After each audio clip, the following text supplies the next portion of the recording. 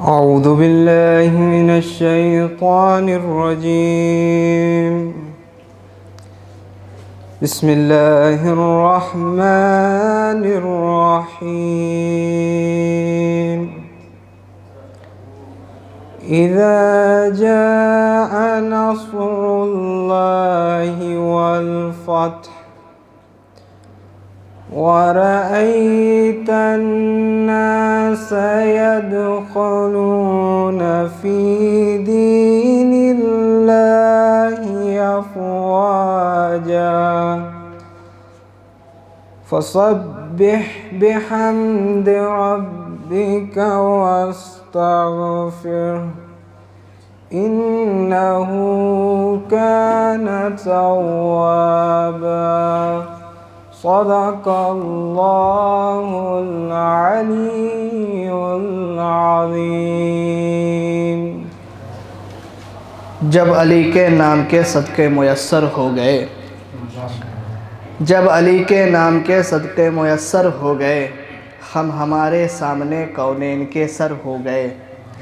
جب علی کے نام کے صدقے میسر ہو گئے، ہم ہمارے سامنے کونین کے سر ہو گئے. خم میں بس مولا علی کے عاشقوں کے واسطے، خم میں بس مولا علی کے عاشقوں کے واسطے، بادلوں کے جتنے ٹکڑے تھے وہ چادر ہو گئے، بادلوں کے جتنے ٹکڑے تھے وہ چادر ہو گئے. تو جھوٹے رہبر کو پکارو گے تو آئے گی صدا، جھوٹے رہبر کو پکارو گے تو آئے گی صدا. تم سے پہلے سب کے سب دوزخ کے اندر ہو گئے، تم سے پہلے سب کے سب دوزخ کے اندر ہو گئے. یہ علی کے عشق کا احسان ہے باد حیات، یہ علی کے عشق کا احسان ہے باد حیات. خون کے خاموش قطرے بھی سخنور ہو گئے تو کاٹ کر مرحب کو بولی ذوالفقار حیدری، کاٹ کر مرحب کو بولی ذوالفقار حیدری. وزن کر کے دیکھ لو ٹکڑے برابر ہو گئے، وزن کر کے دیکھ لو ٹکڑے برابر ہو گئے. تو خون سوکھا جا رہا ہے قاتل شبیر کا، خون سوکھا جا رہا ہے قاتل شبیر کا. سن لیا ہے قید سے مختار باہر ہو گئے، سن لیا ہے قید سے مختار باہر ہو گئے. تو جو مصرع مجھے بہت پسند ہے وہ آپ کے سامنے ہدیہ کرتا ہوں، اور دعاؤں میں اگر پسند آئے تو دعاؤں میں یاد کریے گا کہ جب علی کے نام کے صدقے میسر ہو گئے، ہم ہمارے سامنے کونین کے سر ہو گئے. خم میں بس مولا علی کے عاشقوں کے واسطے، بادلوں کے جتنے ٹکڑے تھے وہ چادر ہو گئے. جھوٹے رہبر کو پکارو گے تو آئے گی صدا، تم سے پہلے سب کے سب دوزخ کے اندر ہو گئے. یہ علی کے عشق کا احسان ہے باد حیات، خون کے خاموش قطرے بھی سخنور ہو گئے. کاٹ کر مرحب کو بولی ذوالفقار حیدری، وزن کر کے دیکھ لو ٹکڑے برابر ہو گئے. تو خون سوکھا جا رہا ہے قاتل شبیر کا، سن لیا ہے قید سے مختار باہر ہو گئے. تو کہہ دو یوسف سے چلے آئے زیارت کے لیے، کہہ دو یوسف سے چلے آئے زیارت کے لیے. پورے 18 برس کے آج اکبر ہو گئے، پورے 18 برس کے آج اکبر ہو گئے. انہی مصروں کے سائے میں دعوت سخن دوں گا استاد محترم علی جناب مولانا سید اظہار عباس صاحب قبلہ سے کہ وہ آئیں اور اپنے بیان سے مومنین کے دل کو شاد کریں. آپ کے سامنے سید اظہار عباس صاحب رضوی. لا حول ولا قوة الا باللہ العلی العظیم. اعوذ باللہ من الشیطان اللعین الرجیم. بسم اللہ الرحمن الرحیم. الحمد للہ الذی اسمہ دواء وذکرہ شفاء وطاعتہ غنا. الذی ولی المؤمنین وغایت اعمال العارفین وغیاث المستغیثین. ثم الصلاة والسلام على سید الانبیاء والمرسلین وخیر المبشرین والمنذرین سیدنا و نبینا مولانا مولا الکونین جد الحسن والحسین ابی القاسم محمد. اللہم صل علی محمد. ثم الصلاة والسلام على أهل بيته الطيبين الطاهرين المعصومين المظلومين ولعنة الله على أعدائهم أجمعين من يومنا هذا إلى قيام يوم الدين. أما بعد فقد وصى أمير المؤمنين الحسن والحسين عليهم السلام أوصيكما بتقوى الله وأن لا تبغي الدنيا وإن بغتكما ولا تعسفا على شيء منها ضياءكما وقولا للحق وعملا للآخرة وكونا للظالم خصما وللمظلوم عونا. صلوات پڑھ دیں محمد وآل محمد پر.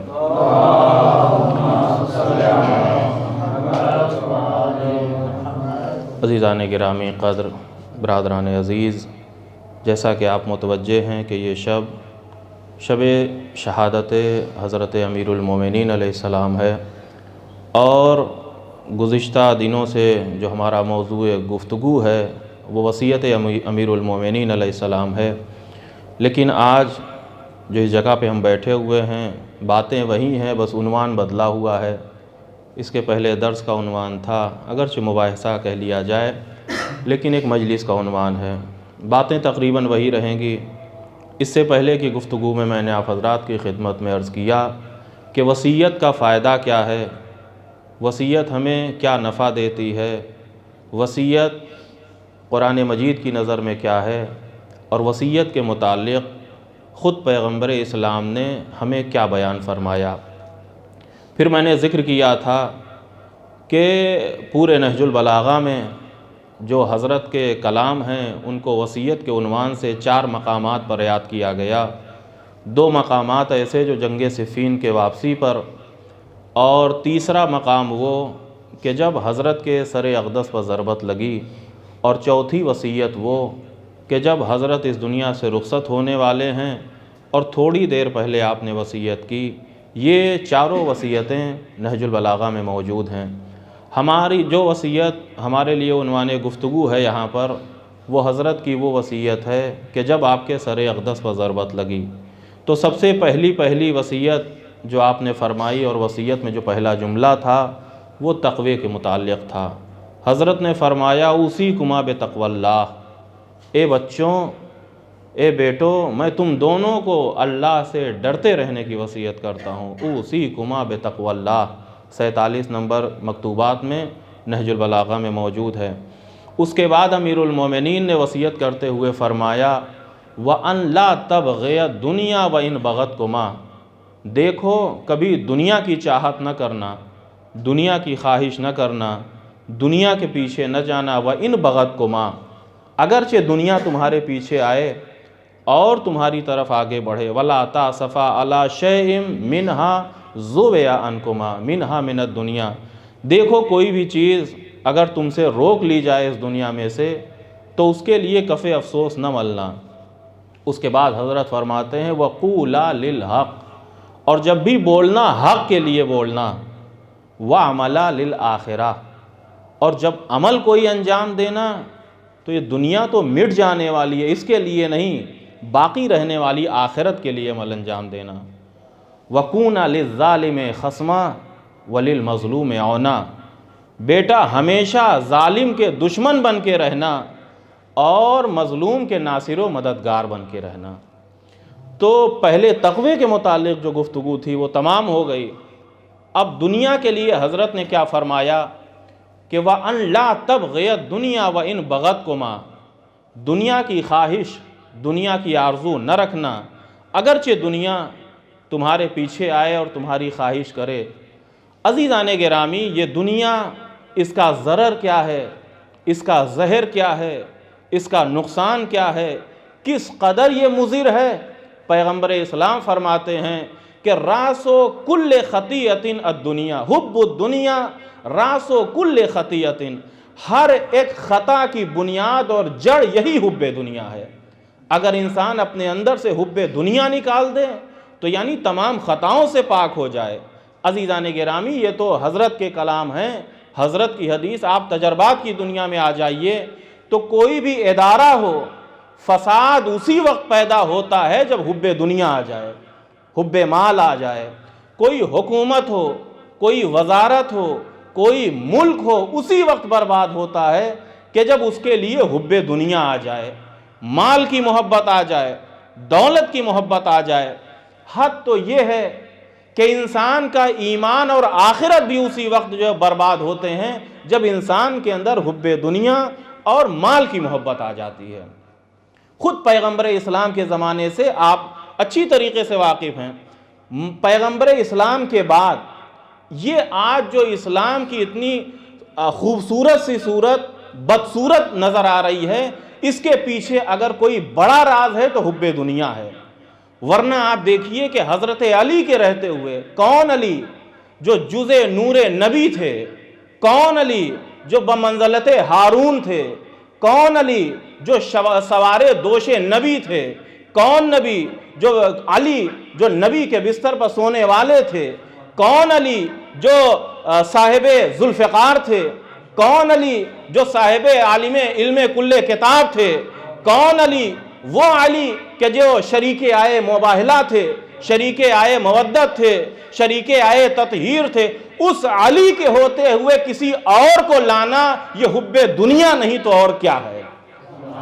ایسی ذات کے ہوتے ہوئے، ایسے علی کے ہوتے ہوئے کسی اور کو لے کے آنا یہ حب دنیا نہیں تو پھر اور کیا ہے؟ اتنی عظیم شخصیت موجود ہے، کسی فاضل اور افضل کے ہوتے ہوئے غیر فاضل اور مفضول کو لانے کا مطلب کیا ہے؟ اور عزیزان گرامی، چونکہ اس کے پہلے کا جو ایک موضوع ہمارا تھا کہ مولائے کائنات کے زمانے میں جو خلفشاریاں تھیں ان کا سبب کیا تھا، تو اس موضوع کو میں نے چھوڑ دیا تھا کسی وجہ سے۔ لیکن آپ دیکھیے درمیان میں ایک بات آ رہی ہے کہ حضرت امیر المومنین علیہ السلام کے دور حکومت میں جو ایک بڑی مشکل تھی وہ یہی حب دنیا کے متعلق تھی۔ وہ کیا کہ غیروں کے زمانے میں، دور میں جو لوگوں کو وظیفے مل رہے تھے، جو لوگوں کو شہریے اور مال بیت المال سے مال مل رہا تھا، جب امیر المومنین آئے تو ان سب کو روک دیا گیا۔ اب وہاں کسی طریقے کی کسی کو سبقت کرنے کی گنجائش نہیں ہے۔ حتیٰ کہ جب امیر المومنین علیہ السلام نے نظام خلافت و نظام حکومت سنبھالا تو اس وقت حضرت نے کیا اعلان کیا کہ خبردار اگر کسی کے گھر میں بیت المال گیا ہے تو اگر کسی نے کنیزوں کو خرید کے رکھا ہے وہ بھی واپس کی جائے گی، حتیٰ کہ بیت المال کے ناحق مال سے کسی نے شادی کیا ہے تو اس کو بھی ادا کرنا پڑے گا۔ کسی نے شادی کیا ہے اس کا بھی حق ادا کرنا پڑے گا، ناحق بیت المال سے کسی کے ہاں مال کو برداشت نہیں کیا جائے گا۔ جب اس طریقے کا امیر المومنین علیہ السلام نے اعلان کیا تو اب جو مظلومین تھے جن کا حق غصب کیا گیا تھا وہ تو خوش ہو گئے، لیکن گزرے ہوئے زمانے میں جنہوں نے اپنی تجوریاں بھری ہوئی تھیں، بڑے بڑے مکانات تعمیر کیے تھے، ان کے یہاں الجھن پیدا ہو گئی کہ یا تو ہمارا گھر جائے گا یا پھر ہم یہ ہے کہ علی کے مقابل میں آ جائیں۔ اور نتیجہ ظاہر سی بات ہے حب الدنیا، پھر وہی بات آتی ہے، مال کیسے چھوڑ دیں، اپنا گھر کیسے چھوڑ دیں، بنائی ہوئی جائیداد کیسے چھوڑ دیں۔ لہذا نتیجہ یہ ہوا کہ مولائے کائنات کے مقابل میں آئے، حتیٰ کہ وہ طلحہ، وہ زبیر کہ جن کی ایک اہمیت تھی کسی زمانے میں نبی خدا کے لشکر میں، اور ایک اہمیت کے حامل تھے ظاہری طور پہ اس وقت چونکہ مقام امتحان میں نہیں آئے تھے۔ یہی وجہ ہے کہ جب یہ طلحہ اور زبیر مولائے کائنات کے پاس آئے اور آنے کے بعد کہتے ہیں کہ یا علی، ان لوگوں نے بڑی ناانصافی کیا۔ کیا کیا؟ کہا جو ہم کو شہریہ ملتا تھا، وظیفے معین تھے، وہ ہمارے ختم کر دیے گئے، کاٹ دیے گئے۔ کہا کہ کتنا دیا جاتا ہے؟ کہا جتنا عام مسلمانوں کو دیا جاتا ہے اتنا ہی دینا شروع کر دیا، حالانکہ پہلی خلافتوں میں ہمیں کچھ اور دیا جاتا تھا۔ مولائے کائنات نے سر جھکائے رکھا، اس کے بعد جو سر اٹھایا تو کہا یہ بتاؤ نبی کے زمانے میں تمہیں کیا دیا جاتا تھا؟ نبی کے زمانے میں کیا دیا جاتا تھا؟ کہا یا علی، جو اب دیا جا رہا ہے یہی نبی کے زمانے میں دیا جا رہا تھا۔ جب مولائے کائنات سے یہ کہا جو اب دیا جا رہا ہے یہی نبی کے زمانے میں دیا جا رہا تھا، اب مولائے کائنات نے کہا کہ ہمارے لیے غیروں کی سیرت حجت نہیں ہے، نبی خدا کی سیرت حجت ہے۔ ہمارے لیے غیروں کی سیرت حجت نہیں ہے، نبی کی سیرت حجت۔ یہ بتاؤ نبی کیا دیتے تھے؟ اگر نبی جتنا دیتے تو اس سے کم دیا گیا تو علی تمہارے ساتھ ہے، علی تمہاری مدد اور نصرت کرے گا۔ اب اس کے بعد انہوں نے ایک دلیل قائم کی۔ دلیل کس کے مقابل میں؟ جس کے لیے نبی نے فرمایا اقضاکم علی بن ابی طالب، سب سے بڑے قاضی تمہارے علی بن ابی، ان کے سامنے دلیل قائم کی۔ کیا دلیل؟ یہی طلحہ اور زبیر، حب الدنیا۔ اسی سے اپنی گفتگو کو آگے بڑھا رہا ہوں۔ یا علی، اسلام میں ہماری بڑی خدمات ہیں، لہذا کچھ تو بڑھا دیجئے۔ یا علی، ہم نبی کے قرابت دار ہیں، اس اعتبار سے بڑھا دیجئے۔ ایمان لانے والوں میں ہم لوگ سبقت کرنے والے ہیں، اس اعتبار سے بڑھا دیجئے۔ میدان جنگ میں جو شرکت کرنے والے افراد تھے ہم ان لوگوں میں سے ہیں، لہذا اس اعتبار سے بڑھا دیجئے۔ 4 دلیلیں پیش کیا۔ پہلی کیا کہ ہم اسلام کی خدمت گزاروں میں سے ہیں۔ دوسری بات یہ کہ ہم نبی کے قرابت داروں میں سے ہیں۔ تیسری بات یہ کہ ایمان لانے والوں میں سبقت کرنے والوں میں ہمارا نام ہے۔ چوتھی بات یہ ہے جنگوں میں ہم نے شرکت کی ہے۔ اقضاکم علی بن ابی طالب، سب سے بڑے قاضی علی، ان کے مقابل میں دلیلیں۔ اب مولا کائنات نے فرمایا کہ یہ بتاؤ کہ دین اسلام کے حق میں ہماری خدمت زیادہ ہے یا تمہاری خدمت زیادہ ہے؟ یہ بتاؤ کہ تم نبی سے زیادہ قریب ہو یا ہم نبی سے زیادہ قریب ہیں؟ یہ بتاؤ کہ ہم پہلے ایمان لائے یا تم پہلے ایمان لائے؟ یہ بتاؤ جنگوں میں ہم نے زیادہ خدمت کی ہے یا تم نے زیادہ شرکت کی ہے؟ اب جب اتنے اس بات کا اعتراف کر لیا امام عادل نے، مولا کائنات نے، اس کے بعد ایک غلام کو قریب بلایا۔ بلانے کے بعد کہتے ہیں دیکھو اس غلام میں اور علی میں بیت المال کے مقابل میں کوئی فرق نہیں ہے، جو اس کو ملتا ہے وہی مجھ کو ملتا ہے، تو جو میں اپنے لیے پسند کرتا ہوں وہی تمہارے لیے پسند کرتا ہوں، جو میں اپنے لیے پسند کرتا ہوں وہی تمہارے لیے۔ اس علی کے نظر میں، اس علی کی نگاہ میں کوئی فرق نہیں ہے۔ یہ جو غلام حبشی ہے یہ اور علی امام عادل ہونے کی حیثیت سے، علی امیر المومنین ہونے کے اعتبار سے کوئی فرق نہیں ہے۔ جو حق ان کو ملے گا وہی حق مجھے ملے گا، جو مجھے ملے گا وہی تمہیں ملے گا۔ گویا مولا کائنات نے، توجہ کیجئے گا جملہ بڑا قیمتی ہے، گویا امیر المومنین نے یہ بتا دیا کہ یہ بیت المال کا مال مسلمانوں کی خدمت کے لیے ہے، مسلمانوں کو خریدنے کے لیے نہیں ہے۔ ایک صلوات پڑھ دیں محمد و آل محمد پر۔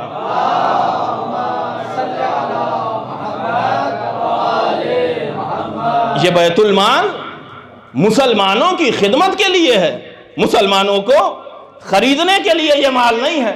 اب عزیزان گرامی، یہ اس طریقے کی باتیں ہوئیں، یہاں سے چلے گئے۔ پھر اس کے بعد ایک روز یہ ہوا کہ شاید اس وقت مزاج تھوڑا سا مناسب نہ رہا ہو، اب چلیں، اب علی کی بارگاہ سے کچھ مل جائے۔ ملے گا علی کی بارگاہ سے، لیکن وہی ملے گا جو حق ہوگا، وہی ملے گا جو حق ہوگا۔ غیر حق علی کی بارگاہ سے کچھ نہیں مل سکتا۔ لیکن بہرحال ایک آزمائش کے لیے، جس کو کہا جائے اپنی قسمت آزمانے کے لیے آ گئے پھر مولا کائنات کے پاس۔ یہ طلحہ زبیر دونوں کیوں آئے؟ کہ چلو علی سے وزارت کا مطالبہ کرتے ہیں، بہت زمانے سے ہمارا ساتھ علی کا رہا ہے اور کسی اعتبار سے قرابت داری بھی ہے، ہو سکتا ہے کچھ ترس کھا جائیں اور ہمیں کوئی عہدہ کوئی منصب دے دیں۔ خصوصی طور پہ بصرہ اور کوفے کی گورنری کے لیے یہ دونوں مولا کائنات کے پاس ہے۔ واقعہ بڑا معروف ہے لیکن چونکہ آج مناسبت ہے ذکر کیا جا سکتا ہے۔ آئے یہ دونوں امیر المومنین کی بارگاہ میں۔ آپ جانتے ہیں اس وقت مولا کائنات بیت المال میں بیٹھے بیت المال کا حساب و کتاب کر رہے تھے۔ جب وہ دونوں پہنچے بیت المال میں اور مولا کائنات کو سلام کیا، حضرت نے جواب سلام دیا۔ اس کے بعد حضرت نے صرف ایک سوال پوچھا، یہ بتاؤ تم اپنے کام سے آئے ہو یا کسی حکومت کے کام سے، بیت المال کے کام سے؟ کہا نہیں یا علی، میں کام سے تو اپنے ذاتی کام سے آیا ہوں۔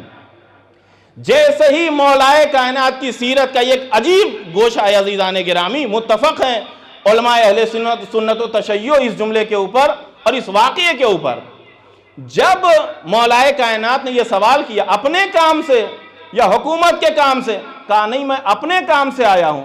جب اپنے کام کی بات سنی تو جو چراغ روشن تھا علی نے بجھا دیا، اور بجھانے کے بعد دوسرا ویسے ہی چراغ روشن کیا۔ اب یہ جو سوال لے کے آئے تھے، جو خواہش لے کے آئے تھے، وہ خواہش بھول گئے۔ یا علی جیسا چراغ بجھایا ویسے ہی چراغ روشن کیا۔ جب چراغ کو بجھانا تھا تو جلایا کیوں؟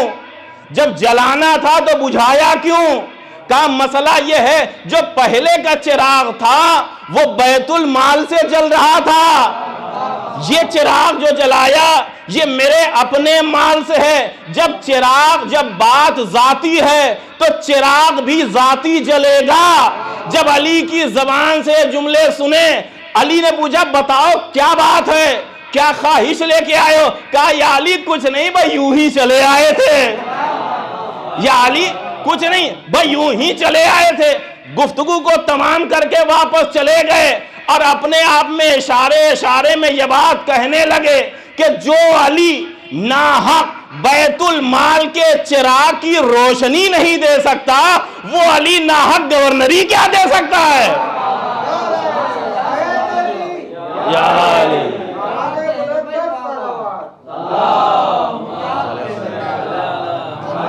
جو علی ناحق چراغ کی روشنی نہیں دے سکتا، وہ علی کوئی گورنری کیا دے سکتا ہے؟ لہذا واپس چلے گئے۔ اب یہ دوسرا مرحلہ جو تاریخ نے نقل کیا ایک ادھر، اور اس کے بعد یہ اب جب یہ مایوس ہو گئے کہ بس علی کی حکومت میں ناحق دال نہیں گلنے والی ہے، پھر مولا کائنات سے کہا یا علی ہم چاہتے ہیں کہ عمرہ کرنے کے لیے مکے چلے جائیں۔ مولا کائنات نے کہا تم مکے تو جانا چاہ رہے ہو لیکن عمرہ کرنے نہیں جا رہے ہو، عمرہ کرنے نہیں جا رہے ہو۔ جب مولا کائنات، ظاہر سی بات ہے کہ وہ علی چہرے سے اور سینوں میں چھپے ہوئے راز کو جاننے والے، مولا کائنات نے کہا یہ تو حق ہے کہ تم مکے جا رہے ہو، لیکن یہ حق نہیں ہے کہ تم عمرہ کرنے جا رہے ہو، بلکہ عمر کی کسی سیاست پر عمل کرنے جا رہے ہو۔ یہ جملہ مولا کائنات کا نہیں ہے۔ بہرحال اب یہ جب جانے لگے تو مولا کائنات نے کہا مجھے معلوم ہے تمہارا مقصد، تمہارا ہدف کیا ہے۔ کہا یا علی اگر آپ کو شک ہے تو میں بیعت کر لوں۔ تو کہا بیعت تم کر سکتے ہو، تمہاری مرضی ہے۔ پھر دوبارہ بیعت کیے، اور بیعت کرنے کے بعد یہ مکے پہنچے، اور وہاں سے اصل جو مرکز تھی وہاں پہ موجود تھیں، اور وہاں جانے کے بعد سارا قصہ ان کو سمجھایا گیا، بتایا گیا۔ اور پھر وہاں سے یہ دیکھیں حب الدنیا، امام عادل جس کے لیے نبی نے فرمایا کہ یا علی انتا منی بے منزلت ہارون موسیٰ، سب مانتے ہیں، یا علی انا وانتا من نور واحد، سب جانتے ہیں۔ ہر جنگ میں فاتح خیبر علی، اسلام کا پرچم لیے ہوئے علی، سب انہوں نے دیکھا ہے، لیکن چونکہ حب الدنیا آئی، مال کی محبت، دنیا کی محبت، دولت کی محبت، لہذا یہ سارے فضائل ایک طرف، دنیا کی محبت ایک طرف لے کے مکے میں آئے، اور ام المومنین وہاں موجود تھیں۔ وہاں سے آپس میں ان کا اتحاد و اتفاق ہوا۔ یہ پورا قافلہ بصرے کی طرف جو ہے وہ روانہ ہوا، بصرے کی طرف چلا۔ ادھر بصرے میں جو مولا علی کے گورنر تھے جناب عثمان ابن حنیف، انہوں نے 2 لاکھ درہم جو بیت المال کا حق تھا اسے ایک قاصد کے حوالے کیا، امین کے حوالے کیا، اور کوفے بھیجنا چاہ رہے ہیں۔ راستے میں اس سے ملاقات ہوئی، ان لوگوں نے پوچھا تم کون ہو؟ اس نے بتا دیا کہ ہم فلاں فلاں ہیں۔ کیوں جا رہے ہو؟ کہا یہ بیت المال کا مال ہے۔ جیسے ہی طلحہ اور زبیر نے یہ سنا، فوراً اس کو اپنی جو ہے گرفتاری میں لیا، اور جو مال وہ لے کے جا رہا تھا اس مال کو چھین لیا، وہیں اس مال کو اپنے قبضے میں کیا۔ اب دنیا یہ بتائے کہ یہ جو مال مولا کائنات کا قاصد لے کے کوفے تک آ رہا تھا، یہ مال کس کا تھا؟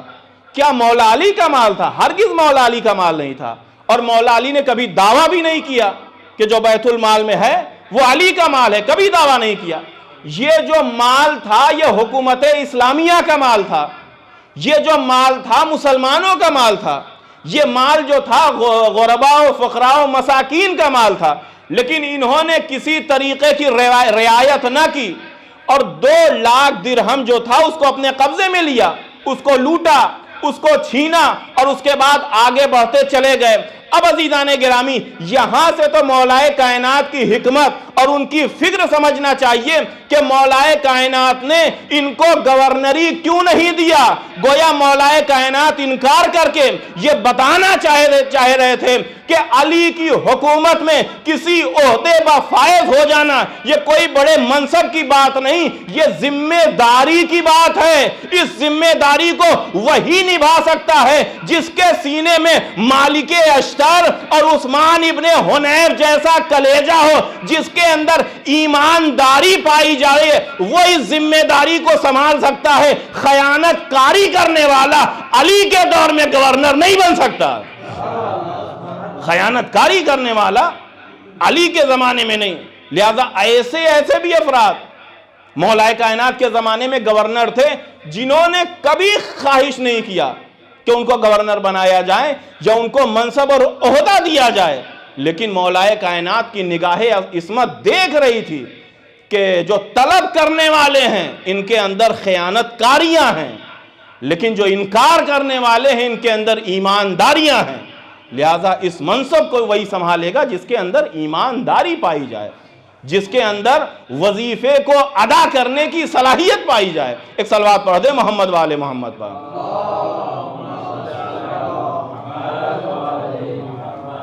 اور اس کے بعد آپ دیکھیے کہ یہ مولا کائنات کا اپنا عمل اپنے دور حکومت میں تو خود جو مولا کائنات نے بیان فرمایا کہ وَأَن لَا تَبْغِيَ الدُّنْيَا وَإِن بَغَتْكُمَا، دنیا کے پیچھے نہ جانا، اگرچہ دنیا تمہاری خواہش کرے اور تمہارے پیچھے آئے۔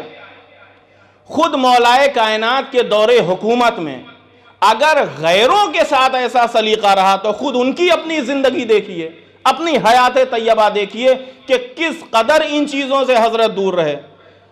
نہج البلاغہ میں خود جو خطبات حضرت کے ہیں بلکہ مکتوبات میں موجود ہے کہ امیر المومنین علیہ السلام مقام ذیقار کے اوپر بیٹھے ہوئے اپنی جوتیوں کو پیوند لگا رہے تھے۔ یہاں سے میں چند ایک معلوماتی اور چونکہ ہم طلبہ ہیں لہٰذا ایک اہم بات گزارش کرنا چاہ رہا ہوں۔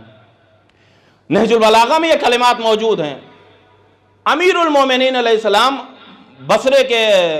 بصرے کے قریب مقام ذیقار پہ موجود ہیں اور وقت کا امیر حاکم وقت ہے مولا کائنات، زمین پر بیٹھے ہوئے اپنی جوتیوں کو پیوند لگا رہے ہیں۔ دنیا دیکھے کہ ایک اتنی بڑی مملکت کا حاکم جوتیوں میں پیوند لگا رہے تھے، یعنی جوتیاں ایسی تھیں کہ ان کو پیوند کی ضرورت تھی، اور پیوند جب لگانے کی بات آئی تو خود علی ابن ابی طالب اپنے ہاتھوں سے پیوند لگا رہے ہیں۔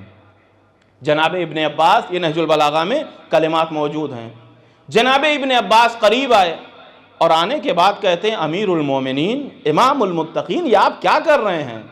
کہا ابن عباس اپنی جوتیوں کی اصلاح کر رہا ہوں۔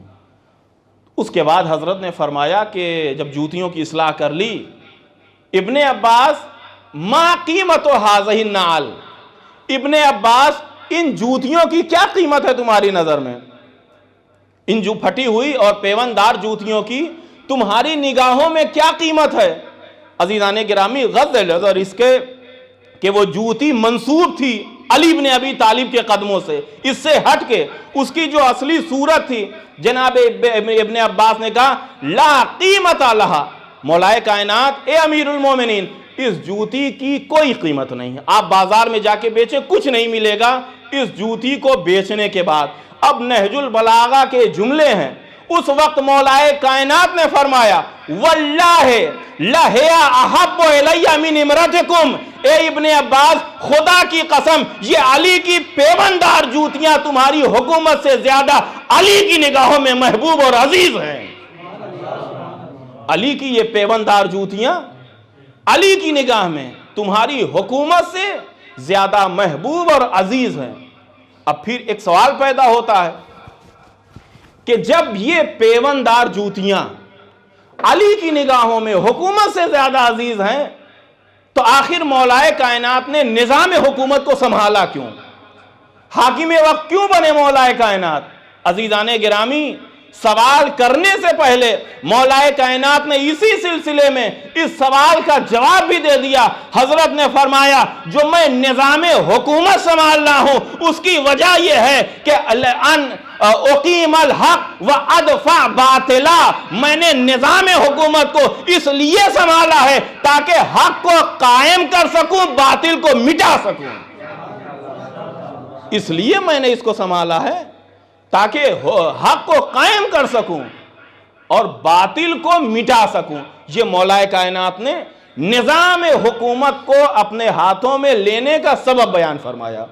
کب کہا یہ جملہ امیر المومنین علیہ السلام نے؟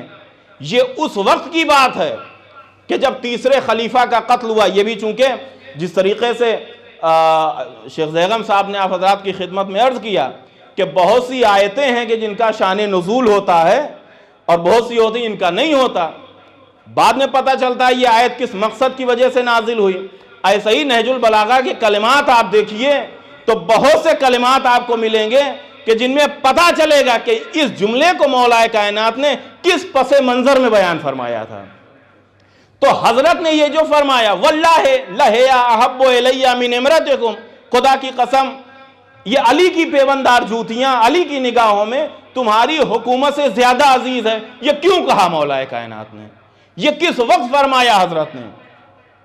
تو اسی نہج البلاغہ میں ان کلمات کی جو شرح شارح نے کیا ہے وہاں پہ ذکر فرمایا کہ چونکہ جب تیسرے خلیفہ کا قتل ہوا ان کے اپنے جرائم کی وجہ سے، اور اس کے بعد ام المومنین نے ایک پرچم بلند کیا کہ یہ جو تیسرے خلیفہ کا قتل ہوا ہے یہ علی بن ابی طالب نے حکومت کے لیے، اقتدار کے لیے، مال و دولت کے حصول کے لیے یہ تیسرے خلیفہ کا قتل کروایا ہے۔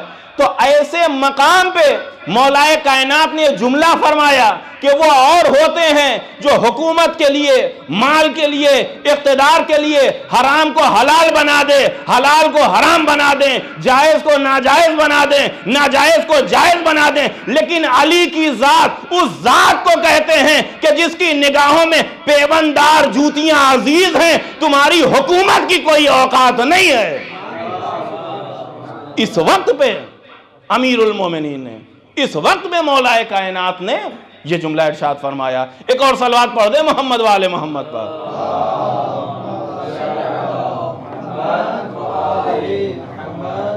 اس وقت میں مولائے کائنات نے فرمایا تیسرے خلیفہ کے قتل کی جب سازش ہوئی، قتل کر دیے گئے، اب جو تہمت اور الزام لگا مولائے کائنات پہ، اس وقت مولائے کائنات نے یہ جملہ فرمایا۔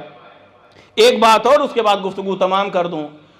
دوسری بات عزیزان گرامی، یہ تو خود تاریخ نے بتا دیا، خود ہمیں کتابوں کے صفحات نے بتایا کہ کس کے اندر حکومت کی کتنی خواہش تھی، مال و دولت کی کتنی آرزو تھی۔ تو ایک تو یہ مولائے کائنات کا جملہ، دوسرا اب اس کے بعد جناب ابو الاسود دویلی یہ کہتے ہیں کہ ابھی یہ ام المومنین اور خصوصاً طلحہ اور زبیر یہ سب جو ہے بصرے جب پہنچے تو آپ جانتے ہیں کہ مولا علی کے گورنر جناب عثمان ابن حنیف کے ساتھ انہوں نے کیا کیا، طرح طرح کے مظالم ان کے اوپر ڈھائے، پورے بیت المال کے اوپر قبضہ کر لیا، اور اس کے بعد جتنے وہاں پہ محافظین تھے ان کو قتل کیا، عثمان ابن حنیف کو گرفتار کیا۔ پھر جو ان کا اصل مقصد تھا بیت المال پہ قبضہ، بیت المال پر قبضہ کیا، اور جب سونے اور چاندی کے سکوں کو دیکھا اس وقت طلحہ زبیر نے کہا کہ یہ سونے اور چاندی کے سکے یہ ہمارے لیے ہیں، ان کے اصل مالک اور ہم ہیں، ان کے اصل حقدار ہم ہیں، لہذا پورے بیت المال پر قبضہ کر لیا۔ اب عزیزان گرامی ادھر 2 لاکھ درہم اس کو چھینا، کہا یہ ہمارے لیے ہے، ادھر جو مسلمانوں کا مال بیت المال میں اس کے اوپر بھی قبضہ کیا، اس کو بھی لوٹا اور کہا یہ مال ہمارے لیے ہے۔ آپ نے دیکھا کردار کو، اب جب ہم بیان کرتے ہیں تو دنیا یہ کہتی ہے کہ جیسے علی کا ذکر ہوتا ہے ویسے ہی طلحہ و زبیر کا بھی ذکر ہونا چاہیے۔ ارے جو اپنی دنیا کے لیے اپنے دین کو بیچ دے وہ اور ہوتے ہیں، جو اپنے دین کے لیے دنیا کو ٹھوکر مار دے اسے علی کہتے ہیں۔ دین کے لیے. ایک اور صلوات پڑھ دیں محمد والے محمد پر.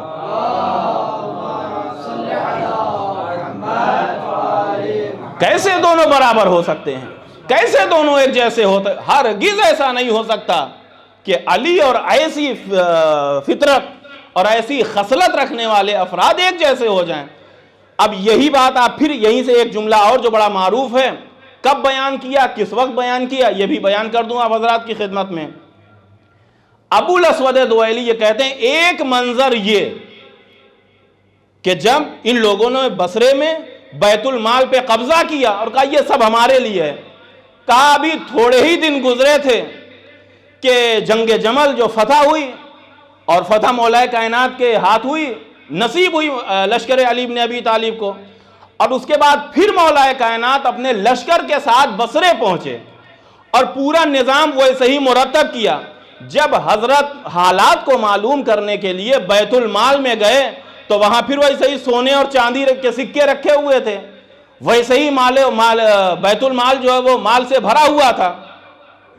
اس وقت ابو الاسود دوئیلی کہتے ہیں ایک وہ منظر تھا کہ یہ سب کچھ ہمارے لیے ہے، ایک یہ منظر ہے کہ جب مولائے کائنات بیت المال میں داخل ہوئے تو ابو الاسود دوئیلی کہتے ہیں کہ میرے مولا نے ایک پھوٹی نگاہ بھی درہم و دینار کے اوپر نہیں ڈالی، اور اس کے بعد بلکہ اس کی طرف نہ دیکھ کے مولائے کائنات نے ایک جملہ فرمایا، یا صفراؤ یا بیضاؤ غری غیری المالو یاسوب الظلماء وانا یاسوب المومنین. ایک پیلے اور سفید ٹکڑے جا کے کسی اور کو دھوکہ دینا، ارے مال، یہ مال ظالمین کا رئیس ہے، علی مومنین کا امیر ہے.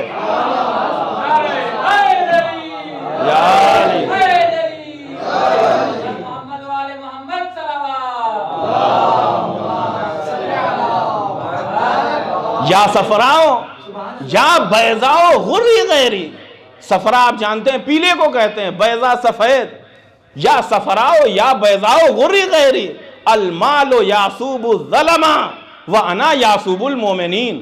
مال ظالمین کا رئیس ہے، علی مومنین کا امیر ہے. عزیزان گرامی، ایک جملہ یہاں پہ اور یہیں سے ربط مصائب اور گفتگو تمام ہو گئی.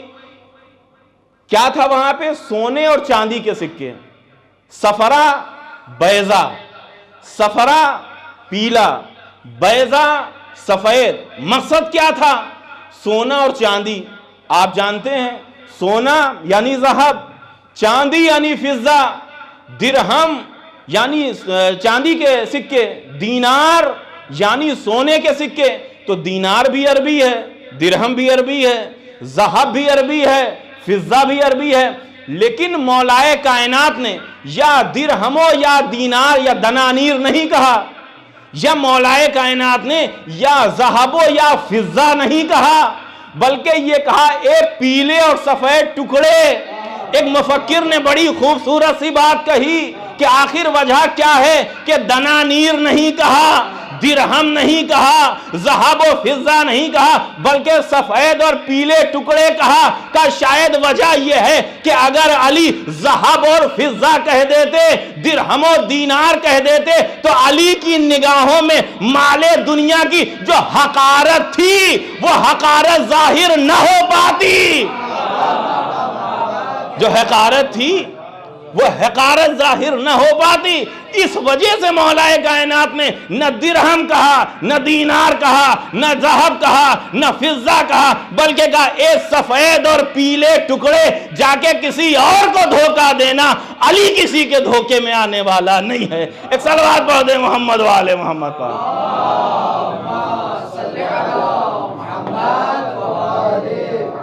یا صفراء یا بیضا غری غیری. دھوکہ دینا، کسی اور کو دھوکہ دینا، کسی اور کو دھوکہ دینا.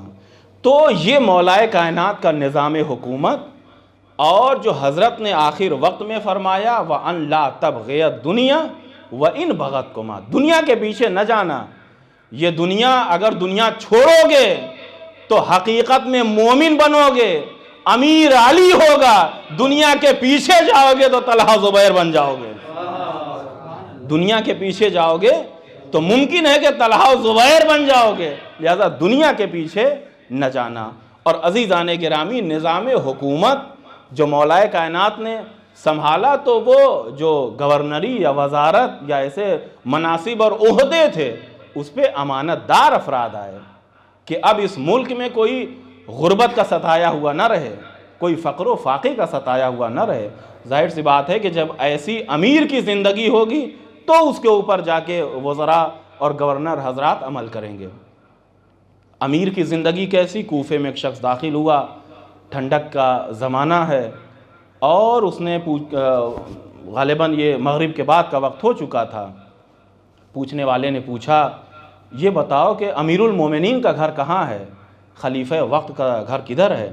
تو ایک شخص نے اس کا ہاتھ پکڑا اور لے جانے کے بعد ایک ٹوٹے پھوٹے گھر کے سامنے کھڑا کر دیا۔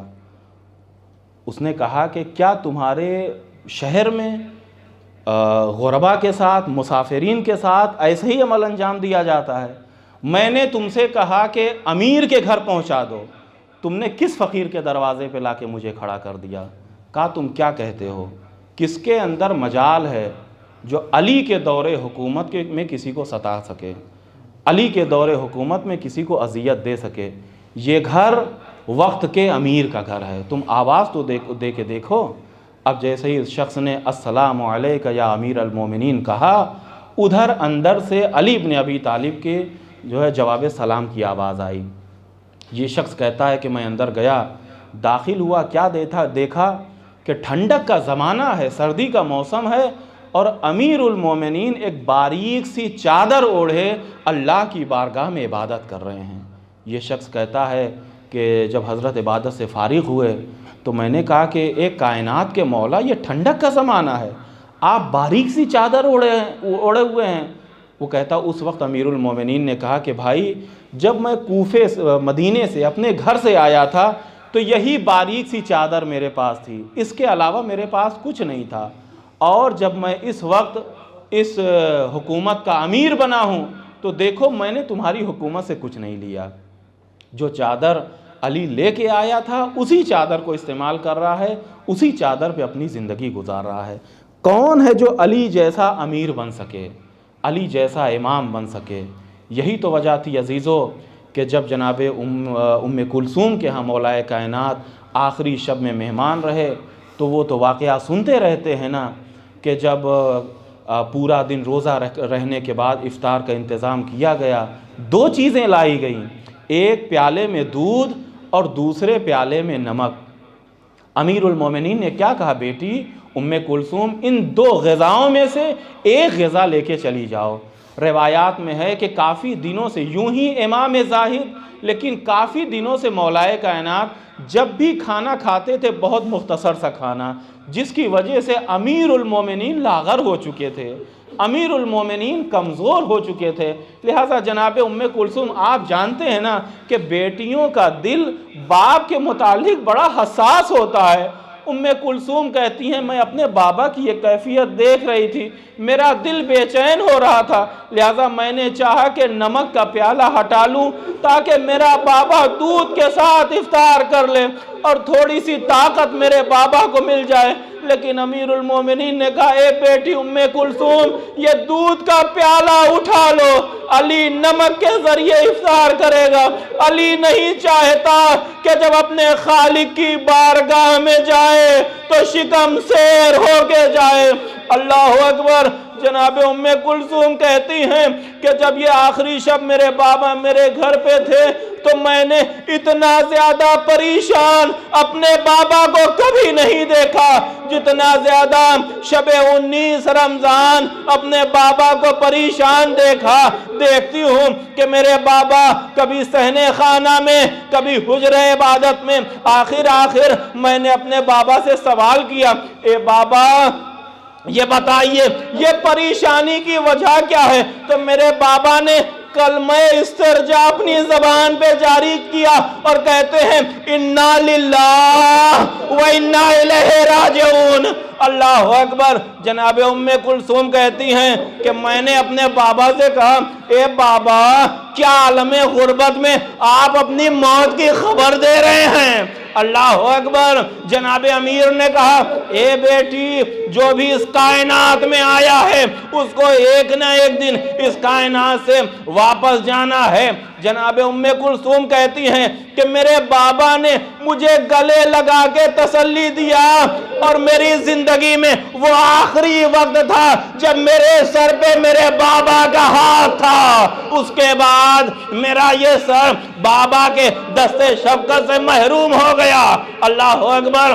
عزادارو ہوتے ہوتے وہ وقت آیا کہ جب امیر المومنین اپنے گھر سے باہر نکلنا چاہ رہے ہیں تو اس وقت بھی جو تاریخ نے جملے بتائے ہیں وہ عجیب جملے ہیں۔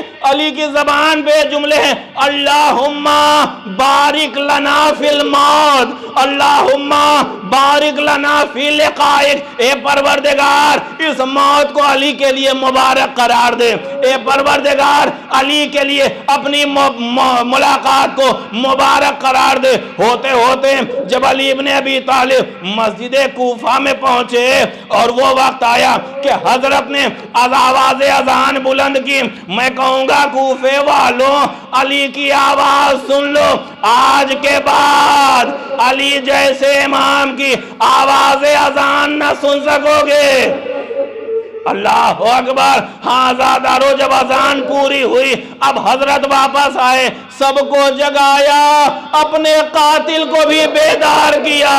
اس کے بعد حضرت جب نماز پڑھنا شروع کرتے ہیں مقتل میں یہ ملتا ہے کہ پہلی رکعت کا پہلا خطبہ تھا کہ ابن ملجم لعین نے ایک مرتبہ تلوار کو بلند کیا اور جو وار کیا وہ جگہ کہ جہاں جنگ خندق میں علی کے سر پہ ضربت لگی تھی، نبی نے پٹی باندھی تھی، اسی جگہ پہ یہ ضربت لگی، آواز بلند ہوئی بسم اللہ و باللہ اللہ ملت رسول اللہ فزت ورب الکعبہ، رب کعبہ کی قسم علی کامیاب ہو گئے۔ ادھر جبریل کی آواز قد قتل ابن ام المصطفیٰ قد قتل علی المرتضی، ارے علی مارے گئے، علی قتل کر دیے گئے۔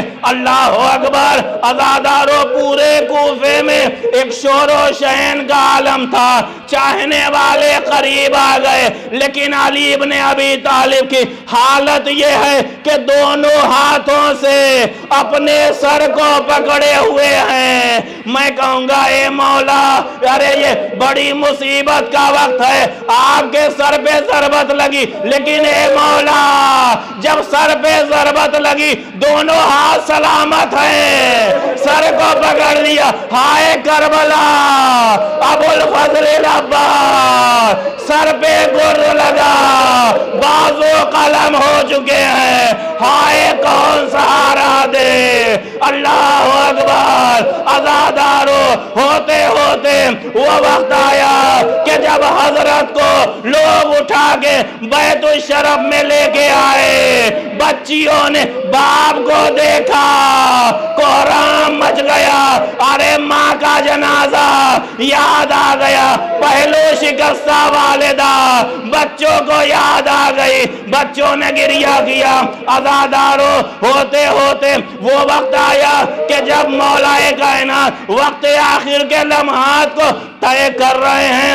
عزادارو آپ جانتے ہیں نا، کتابوں میں پڑھا ہے کہ جب مولا کا وقت آخر آیا ہے تو مولا کائنات رہ رہ کے غش کھا رہے ہیں، رہ رہ کے غش کھا رہے ہیں۔ کبھی امام حسن، کبھی امام حسین، کبھی ابو الفضل العباس، کبھی جناب زینب اپنے بابا کو سہارا دے رہی ہیں۔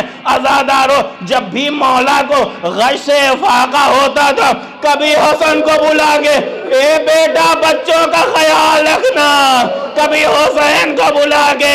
عزادارو جب خصوصی طور پہ امام حسن امام حسین گریہ کر رہے تھے، یہ وقت آخر کی بات ہے، بلایا، کلیجے سے لگایا، امام حسن کو وصیت کیا، امام حسین کو وصیت کیا، سب سے زیادہ جو گریہ کر رہے تھے وہ شہید کربلا جناب امام حسین تھے۔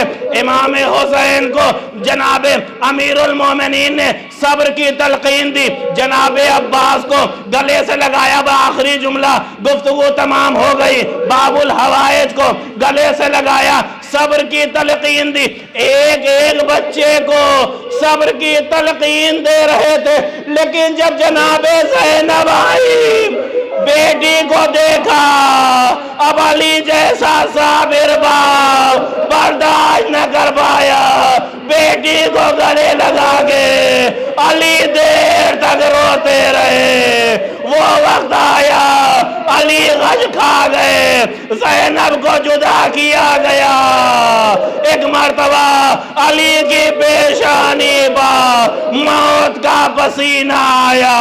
اے بچوں خدا حافظ، اے بچوں پردیس میں اللہ تمہارا نگہبان۔ الا لعنۃ اللہ علی القوم الظالمین وسيعلم الذين ظلموا أي منقلب ينقلبون إنا لله وإنا إليه راجعون رضا بقضائه وتسليما لأمره الہی بحق زہرا و ابیہا و بعلہا و بنیہا و سر المستودع فیہا۔ پروردگار تجھے واسطہ امام المتقین کا ہم سب کو حقیقی معنوں میں متقین بننے کی توفیق عطا فرما۔ معبود تجھے واسطہ امام زاہد کا حقیقی معنوں میں ہم سب کو زہد دنیا اختیار کرنے کی توفیق عطا فرما۔ معبود تجھے واسطہ اس امیر المومنین کا ہم سب کو حقیقی معنوں میں مومنین بننے کی توفیق عطا فرما۔ معبود تجھے واسطہ باب مدینۃ العلم کا ہم سب کو علوم اہل بیت علیہ السلام حاصل کرنے کی توفیق عطا فرما۔ معبود تجھے واسطہ محمد والے محمد کا خصوصی طور پہ جہاں کہیں بھی دنیا کے کونے کونے میں عزائے امیر المومنین علیہ السلام کا اہتمام کیا گیا ہے، تمام مومنین کی حفاظت فرما۔ خصوصاً افغانستان میں جو شیعان اہل بیت علیہ السلام پہ مظالم ہو رہے ہیں، پروردگار ان ظالمین کو نیست و نابود فرما۔ جو بھی جرحا ہیں، زخمی ہیں، ان کو شفا عطا فرما۔ جو اس دنیا سے رخصت ہو چکے ہیں، معبود انہیں اہل بیت علیہ السلام کی شفاعت نصیب فرما۔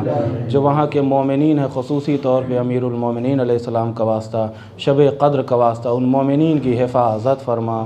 پروردگار تو یہ واسطہ محمد والے محمد کا عمومی طور پہ جہاں کہیں بھی دنیا میں اہل بیت علیہ السلام کے چاہنے والے موجود ہیں، ان کی عزت، آبرو، جان، مال کی حفاظت فرما۔ معبود تجھے واسطہ محمد والے محمد کا خصوصی طور پہ شب قدر کا واسطہ ہم سب کو حقیقی معنوں میں علوم اہل بیت حاصل کرنے اور پھر انہیں اہل بیت علیہ السلام کے چاہنے والوں میں نشر کرنے کی توفیق عطا فرما۔ معبود تجھے واسطہ محمد والے محمد کا ہمارے قیام و صیام کو قبول فرما۔ معبود تجھے واسطہ محمد والے محمد کا ہمارے آخری امام کے ظہور میں تعجیل فرما، اور ہم سب کو اس قابل بنا دے کہ ہم ان کے ناصرین میں شمار ہو سکیں۔ ربنا تقبل منا انک انت السمیع العلیم بفضلک ورحمتک یا ارحم الراحمین۔